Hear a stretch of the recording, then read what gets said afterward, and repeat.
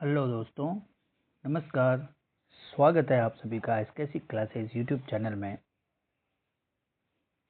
आज एक बहुत ही शानदार पेपर्स रीड प्रीवियस पेपर से उठाए गए हैं सारे क्वेश्चंस, और इन क्वेश्चनों को देखना आप कितने सही होते हैं, आपकी बहुत अच्छी प्रैक्टिस हो जाएगी।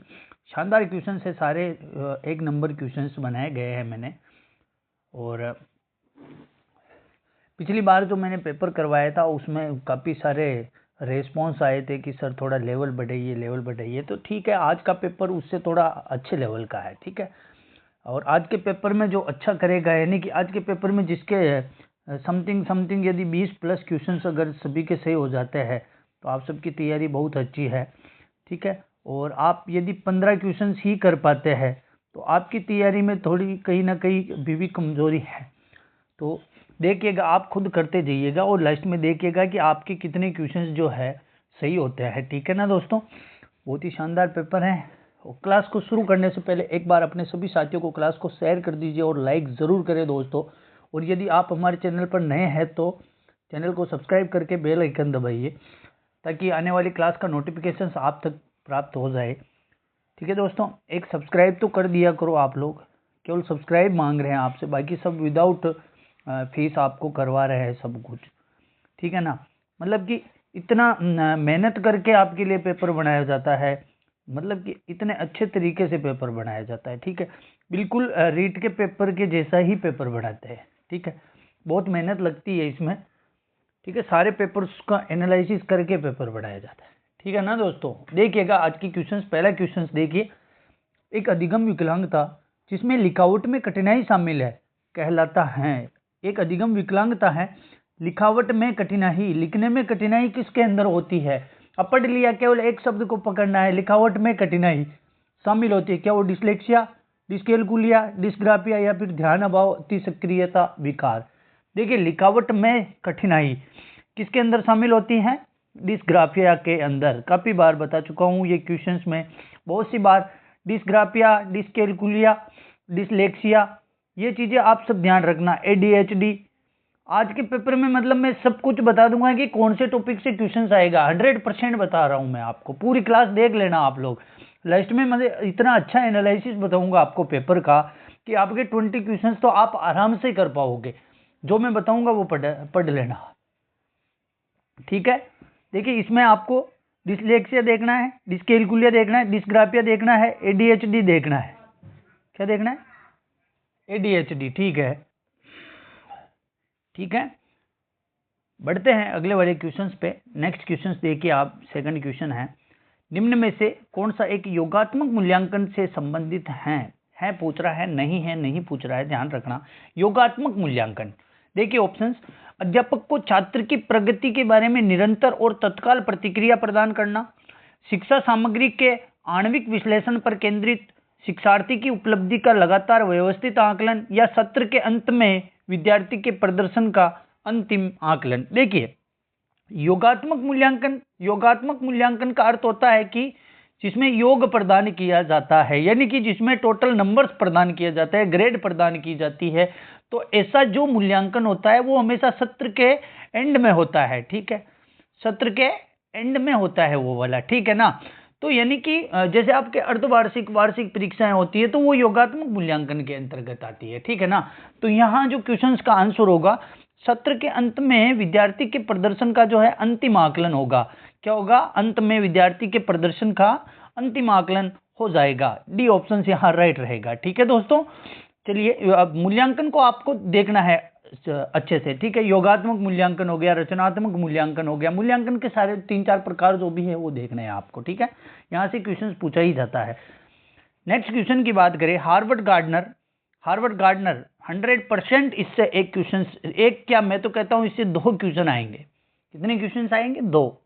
हार्वर्ड गार्डनर, क्योंकि आपके टॉपिक के अंदर अलग से ही दे रखा है हार्वर्ड गार्डनर। तो हार्वर्ड गार्डनर का कहना है कि कई प्रकार की बुद्धि या दिमाग के फ्रेम होते हैं, उसके द्वारा सुझाई गई बुद्धि की श्रेणी कौन सी है? उसके द्वारा सुझाई गई बुद्धि की श्रेणी कौन सी है? हार्वर्ड गार्डनर कहता है कि दिमाग के फ्रेम होते हैं बहुत सारे। हार्वर्ड गार्डनर क्या है कि बुद्धि को कई प्रकार से व्यवस्थित करते हैं, कई प्रकार से मतलब विश्लेषण करते हैं इसका, तो उनके द्वारा सुझाई गई बुद्धि की श्रेणी कौन सी है? क्या विश्लेषणात्मक बुद्धि, रचनात्मक बुद्धि, प्रकृतिवादी और व्यावहारिक बुद्धि? देखिए इस क्वेश्चन का जो आंसर होगा, हार्वर्ड गार्डनर ने 9 प्रकार की बुद्धियां बताई थी और प्राथमिक रूप से शुरू में उन्होंने 7 प्रकार की बताई थी, लेकिन अभी वर्तमान में जो है उनकी 9 प्रकार की बुद्धियों का वर्गीकरण मिलता है। और प्रकृतिवादी जो कौशल है, प्रकृतिवादी जो बुद्धि है, ये कौशल उसने बताया था। बाकी विश्लेषणात्मक बुद्धि नहीं बताई, रचनात्मक भी नहीं बताई और व्यावहारिक बुद्धि भी नहीं बताई थी। ठीक है, यहाँ ऑप्शन 3 सी ऑप्शन यहाँ राइट आंसर हो जाएगा। नेक्स्ट क्वेश्चन पे बढ़ते हैं। हमारे देश में कई बच्चे एक से अधिक भाषा बोलते हैं।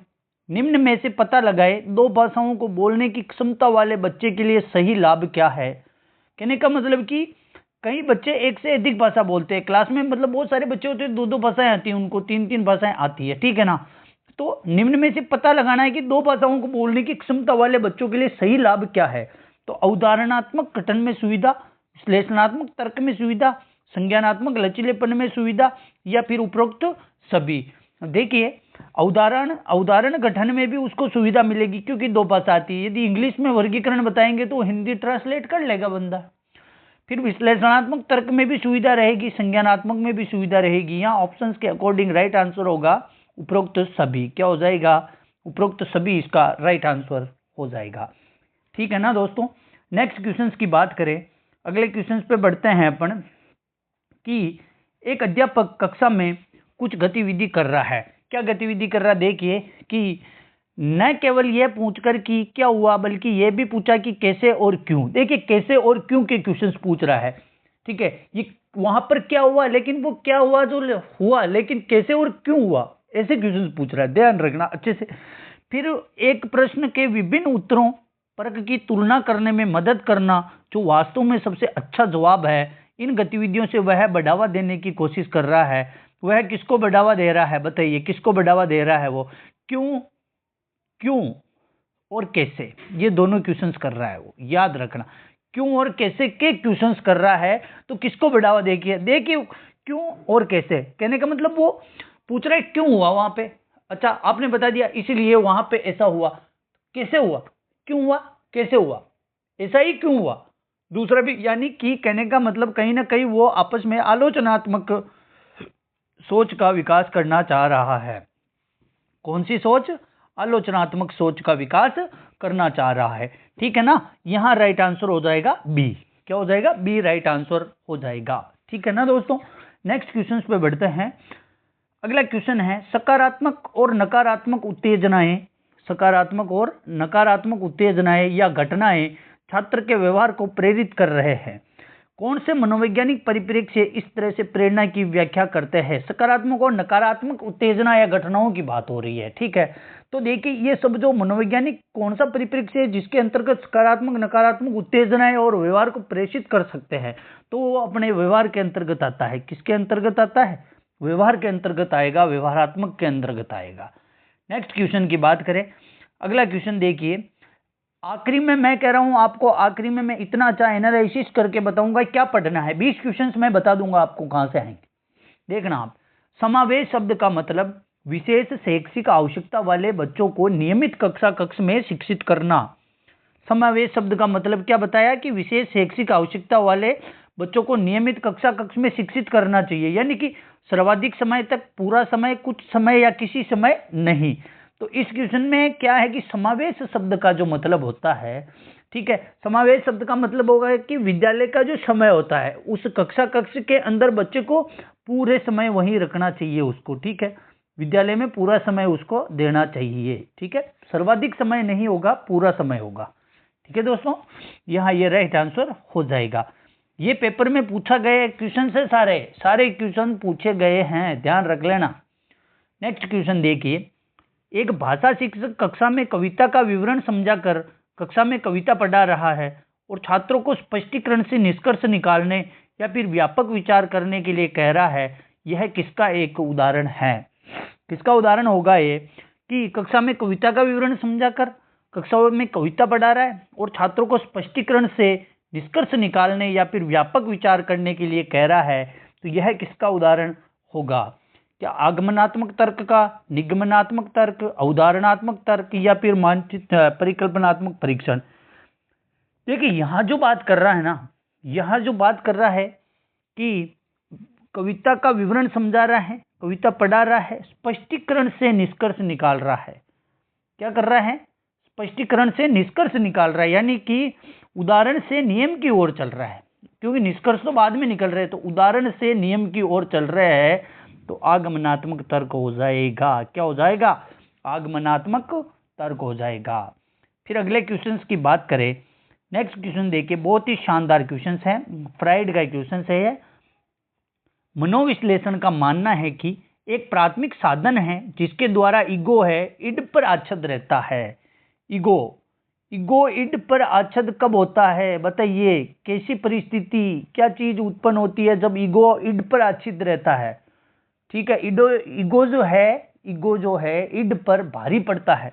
कब पड़ता है, किस परिस्थितियों में पड़ता है? जब दबाव पैदा होता है ना, दबाव, ईगो इड पर आच्छद रहता है तो ये दबाव कहलाता है। क्या होता है? दबाव। नेक्स्ट क्वेश्चन की बात करें, अंतर्मुखता बहिर्मुखता व्यक्तित्व का लक्षण निम्न के द्वारा, ये अब डायरेक्ट फैक्ट क्वेश्चन है। ऐसे फैक्ट क्वेश्चन भी 2-3 क्वेश्चन फैक्ट ही आ जाते हैं, 4-5 तक क्वेश्चन पूछे जा सकते हैं फैक्ट क्वेश्चन। तो इसमें हैज आइजेंक हो जाएगा। ठीक है, अंतर्मुखता बहिर्मुखता आइजेंक हो जाएगा। नेक्स्ट क्वेश्चन की बात करें, निम्न में से कौन सा सर्वोत्तम उदाहरण है कि प्रेरणा क्या है? प्रेरणा के बारे में सर्वोत्तम उदाहरण अपने को ढूंढना है। देखिए प्रेरणा के बारे में कि ए है, छात्र ए आगामी स्कूल वर्ष के बारे में भावुक है और अच्छा करना चाहता है। क्या करना चाहता है? स्कूल के वर्ष के बारे में भावुक है और अच्छा करना चाहता है। दूसरा देखिए, छात्र बी सक्रिय है, अपने गणित वर्ग में अच्छा करने के लिए उच्च लक्ष्य निर्धारित करता है, काफी प्रयास के साथ बना रहता है और कक्षा में उच्चतम अंक प्राप्त करता है। देखिए प्रेरणा वो होती है जिसमें अपन ने लक्ष्य तो रख दिया, लेकिन उस लक्ष्य की यदि प्राप्ति हो जाती है तो अपनी प्रेरणा क्या है? कामयाब हो जाते हैं। लेकिन यहाँ तो वह केवल इच्छा कर रहा है, तो ये तो होगा नहीं। बी ऑप्शंस देखिए, बहुत ही शानदार ऑप्शंस है। बी ऑप्शंस में कह रहा है कि वो गणित में बहुत अच्छा करने का प्रयास करता है और अंत में उच्चतम अंक भी प्राप्त करता है। यही इसकी सर्वश्रेष्ठ व्याख्या होगी प्रेरणा की। देखिए सी ऑप्शन और देख लो आप, वह क्या पूरा करना चाहता है? अपना ध्यान निर्देशित करने में अच्छा है, बस अच्छा है, उसका लक्ष्य मतलब प्राप्त किया कि नहीं किया नहीं बता रहा है। कड़ी मेहनत करती हैं, उसके शैक्षिक कार्य के बारे में सकारात्मक भावनाओं का अनुभव करती है, लेकिन ये नहीं होगा। यहाँ जो राइट आंसर होगा बी ऑप्शन सही हो जाएगा। नेक्स्ट क्वेश्चन की बात करें, देखिए यदि बाह्य प्रेरणा एक अंत की युक्ति है तो आंतरिक प्रेरणा क्या होगी? ये बाह्य प्रेरणा अगर अंत की युक्ति है तो आंतरिक प्रेरणा अपने आप में एक अंत हो जाएगा। क्या हो जाएगा? अपने आप में। क्वेश्चंस के अकॉर्डिंग देखिए आप, आंतरिक प्रेरणा कभी अंत नहीं, एक शुरुआत होती है, लेकिन बाह्य प्रेरणा एक अंत की युक्ति है। बाह्य प्रेरणा एक अंत की ओर ले जा रही है तो आंतरिक प्रेरणा अपने आप में एक अंत हो जाएगा। ठीक है ना, ये माना है, बी ऑप्शन सही माना था। किसने? माध्यमिक शिक्षा बोर्ड ने 2022 के पेपर्स में, ध्यान रख लेना। नेक्स्ट क्वेश्चन देखिए आप, अगला क्वेश्चन है, एक व्यवस्थित विज्ञान जो स्वयं वातावरण के साथ समायोजन को प्राप्त करने के लिए नियम, कानून और सिद्धांत प्रदान करता है, क्या कहलाता है? अभिप्रेरणा, अधिगम, दिमागी आरोग्यता और द्वंद्व। देखिए व्यवस्थित विज्ञान जो स्वयं और वातावरण के साथ समायोजन को प्राप्त करने के लिए नियम और कानून सिद्धांत प्रदान करता है, तो उसे क्या कहा जाएगा? दिमागी आरोग्यता कहा जाएगा। क्या कहा जाएगा? दिमागी आरोग्यता। यहाँ जो बी है ये बी ऑप्शन है, ये सी है, ये प्रिंट मिस्टेक हो जाता है, कोई बात नहीं। यहाँ ऑप्शन पे आप डायरेक्ट आंसर पे ध्यान दीजिए, दिमागी आरोग्यता हो जाएगा। नेक्स्ट क्वेश्चन की बात करें, ये साले बनाने वाले ने बी सी को उल्टा डाल दिया, कोई बात नहीं, अपने को तो ये पीछे वालों से ध्यान रखना है, इनका कोई मतलब नहीं है। ठीक है, देखिए एक समायोजन तंत्र में अतीत, वर्तमान और प्रस्तावित व्यवहार के अनुमोदित कारणों में तार्किक और सामाजिक रूप से सोचना शामिल होता है। तार्किक और सामाजिक रूप से सोचना क्या हो जाएगा? परिमेयकरण। क्या हो जाएगा? परिमेयकरण इसका राइट आंसर हो जाएगा। अतीत और वर्तमान के बारे में तार्किक और सामाजिक रूप से सोचना परिमेयकरण हो जाएगा। ठीक है दोस्तों, फिर नेक्स्ट क्वेश्चन की बात करें कि स्कूल की संगठनात्मक स्थापना छात्रों के अधिगम को प्रभावित करती है, यह पहलू उस श्रेणी से संबंधित हैं। संगठनात्मक स्थापना छात्रों के अधिगम को प्रभावित करती है। क्या वो क्रियात्मक कारक, सामाजिक कारक, मनोवैज्ञानिक कारक या फिर अन्य कारक? इसका राइट आंसर क्या होगा? ये हो जाएगा आपके सामाजिक कारक। क्या हो जाएगा? सामाजिक कारक। ठीक है, अगला क्वेश्चन देखिए आप। निम्न स्थितियों में से कौन समायोजन को बढ़ावा देती है? समायोजन को बढ़ावा कौन देती है?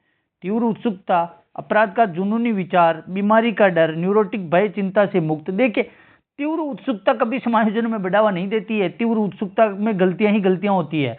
अपराध का जुनून, अपराध करोगे तो समायोजन कैसे होगा? बीमारी का डर लग रहा है, पहले से ही डरे हुए हो तो समायोजन नहीं हो सकता है। ये गलत, ये गलत, ये गलत। इसको न्यूरोटिक भय और चिंता से मुक्त शब्द को पकड़िए। भय और चिंता से मुक्त है बंदा, बच्चा जो है भय और चिंता से मुक्त है, तो वो राइट हो जाएगा डी ऑप्शन। यहाँ पे अच्छे समायोजन को बढ़ावा मिलेगा। नेक्स्ट क्वेश्चन देखिए कि एक शिक्षक के रूप में आपने छात्रों से हमारे जीवन पर प्रदूषण के प्रभाव को समझाते हुए एक निबंध लिखने के लिए कहा है, तो इस कार्यभार से ब्लूम के वर्गीकरण से कौन से संज्ञानात्मक स्तर की व्याख्या हो रही है? निबंध लिखने की बात हो रही है। क्या हो रही है? निबंध लिखने की बात हो रही है, यानी कि उसने जो सीखा, क्या सीखा, जो भी सीखा उसका प्रयोग करने की बात हो रही है, संप्रयोग की बात हो रही है। ठीक है दोस्तों, राइट आंसर संप्रयोग हो जाएगा। 18वां क्वेश्चन देखिए आप। शिक्षक के तौर पर अपने एक उपयुक्त परीक्षण जांच सूची का उपयोग करके छात्र की बुद्धि, व्यक्तित्व तथा कक्षा व्यवहार के बारे में जानकारी एकत्र की है, तो यह प्रक्रिया क्या कहलाती है? क्या आकलन है, मूल्यांकन, मापन या फिर उपरोक्त सभी? देखिए, क्या कर रहा है कि शिक्षक के तौर पर एक उपयुक्त परीक्षण है जिसमें जांच सूची का उपयोग करके छात्र की बुद्धि, व्यक्तित्व और कक्षा के व्यवहार के बारे में जानकारी जानी जाती है, तो वो क्या हो जाएगा? क्या हो जाएगा? आकलन। क्या कहेंगे उसे? आकलन। ठीक है, राइट आंसर हो जाएगा यहाँ पे आकलन। नेक्स्ट क्वेश्चन देखिए आप। अगला क्वेश्चन है, कौन सा प्रक्षेप ब्लूम के वर्गीकरण में नामित नहीं है? पूछ रहा है। क्या पूछ रहा है? नहीं है। देखिए, संज्ञानात्मक, भावात्मक, क्रियात्मक या फिर मनोप्रेरणा। इस क्वेश्चन के अंदर मैं आपको, देखिए, संज्ञानात्मक क्षेत्र है, भावात्मक है और क्रियात्मक भी है, लेकिन मनोप्रेरणा नहीं है। सामान्य तौर पे देखा जाए तो मनोप्रेरणा नहीं है। फिर भी इस क्वेश्चन के अंदर, जो क्वेश्चन रिट के अंदर आया था, इसके अंदर बोर्ड ने बोनस दिया था। अब बोनस क्यों दिया, किस कारण पे दिया, इतना तो मुझे भी नहीं पता, लेकिन वापस से ये क्वेश्चन आ जाए तो मैं तो ये कहूंगा कि इसमें मनोप्रेरणा ही आपको करना है। ठीक है, डी ऑप्शन ही आपको करना है। नेक्स्ट क्वेश्चन देखिए आप लोग कि बच्चे के विकास को अक्सर शारीरिक, संज्ञानात्मक, भावात्मक और सामाजिक जैसे 3 व्यापक क्षेत्र में विभाजित किया जाता है, तो विकास प्रक्रिया इन क्षेत्रों में कहाँ तक संबंधित है? कहाँ तक संबंधित है? तो अन्य को प्रभावित किए बिना स्वतंत्र रूप से नहीं, एक एकीकृत और समग्र प्रकार में सही है, आंशिक रूप से गलत, बेहतरीन ढंग से गलत। तो यह राइट आंसर हो जाएगा, एक एकीकृत और समग्र प्रकार में विकसित होगा। ठीक है, बी ऑप्शन यहाँ राइट आंसर हो जाएगा। नेक्स्ट क्वेश्चन देखते हैं अपन। नेक्स्ट क्वेश्चन है, एक बच्चा जो कि एक विशेषता में उच्च या निम्न है तो बाद की उम्र में भी रहेगी, यह बयान के महत्व पर जोर देता है। प्रारंभिक अनुभव, वातावरण, आनुवंशिकता या आनुवंशिकता तथा वातावरण दोनों। देखिए, एक बच्चा जो एक विशेषता, जैसे मौखिक क्षमता में उच्च है या निम्न है, एक ही क्षमता, यानी या तो मौखिक में या लिखित में उच्च है या निम्न है, बाद की उम्र में भी रहेगा, बाद की उम्र में भी वो ऐसा ही रहेगा, तो यानी कि अपन पूर्व अनुमान लगा रहे हैं। तो ये किस आधार पर लगाया जाता है? पूर्वानुमान। किस आधार पर लगाया जाता है? ये देखिए, आनुवंशिकता के आधार पर पूर्वानुमान लगाया जाता है। किसके आधार पर? आनुवंशिकता के आधार पर। ठीक है, नेक्स्ट क्वेश्चन की ओर बढ़ते हैं। बहुत ही शानदार क्वेश्चन है। उपयोग और अनुप्रयोग के नियम को भी कहा जाता है। अधिगम का उपयोग और अनुप्रयोग। देखिए, सामान्य तौर पे इस क्वेश्चन का जो आंसर है, उपयोग और अनुप्रयोग जो है आपके श्रम के नियम में आ जाते हैं, लेकिन प्रभाव का नियम, श्रम का नियम, प्रबलन का नियम, तीनों ऑप्शन तो यहाँ दिए थे। फिर भी बोर्ड ने इस क्वेश्चन के अंदर भी बोनस दिया था। अब बोनस क्यों दिया, इतना तो अब किसी को पता नहीं, रीजन तो देते नहीं है वो कि बोनस क्यों दिया। बोनस दे दिया, बस बात खत्म। ठीक है, तो इस क्वेश्चन का आंसर वैसे आप पढ़ना, आपको लगेगा कौन सा आंसर है, उपयोग और अनुप्रयोग का नियम। ठीक है, नेक्स्ट क्वेश्चन देखिए, थॉर्नडाइक के सिद्धांत से है ये। थॉर्नडाइक का सिद्धांत जो है, थॉर्नडाइक के जो तीनों अधिगम के सिद्धांत बताए थे शुरू में, 3 कारक जो बताए थे उन्होंने, नियम, तीनों नियम, प्रभाव का नियम बताया था, तत्परता का नियम, उन्हीं के अंदर से है क्वेश्चन। नेक्स्ट क्वेश्चन देखिए, पावलोव